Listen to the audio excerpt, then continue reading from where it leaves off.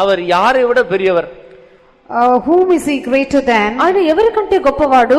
வேதத்திலே அநேகரை ஒப்பிட்டு இவர்களை விட பெரியவர் என்று வேதத்தில் அங்குமிங்கும் சில வசனங்களை நாம் பார்க்க முடியும். We read some verses here and there in the Bible that where he is compared to some people and it is said that he is greater than them. వాక్యం నందు పలు వాక్యములు మనం చూచినప్పుడు ఒక వ్యక్తికి పోల్చబడి అతని కంటే గొప్పవాడని పలువురి గురించి చెప్పబడినో. మత్తయి எழுதின சுவிசேஷம் 12వ அதிகாரம் 6வது வசனத்தை வாசிக்கும் பொழுது, reading Matthew chapter 12 verse 6, மத்தேயு சுவார்త 12వ అధ్యాయము 6వ వాక్యము.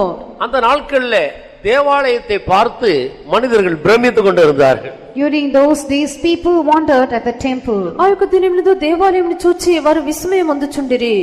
ஓ, இந்த தேவாலயம் எவ்வளவு விசேஷமாக இருக்கிறது! How special is this temple! ఈ యొక్క దేవాలయము ఎంత ప్రత్యేకమైనది! யூதர்களுக்கு அந்த தேவாலயத்தை குறித்து மேன்மை பாராட்டுகிற ஒரு பெரிய மேன்மை பாராட்டல் இருந்தது. The Jews had a great boasting about the temple. ఈ యొక్క యూదులు ఈ యొక్క దేవాలయమును గురించి మిక్కిలి అతిశయపడుచుండిరి.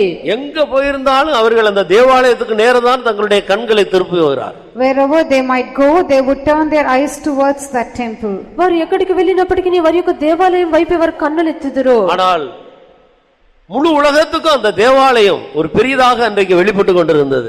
During those days the temple seemed to be something very significant to all people in the world. ఆ యొక్క దినములందు సర్వలోకమంతటికి దేవాలయం మిక్కిలి గొప్పదిగా ఉండెను. அந்த நாட்களில் அதுபோல ஒரு ஆலயம் எங்கேயும் கிடையாது.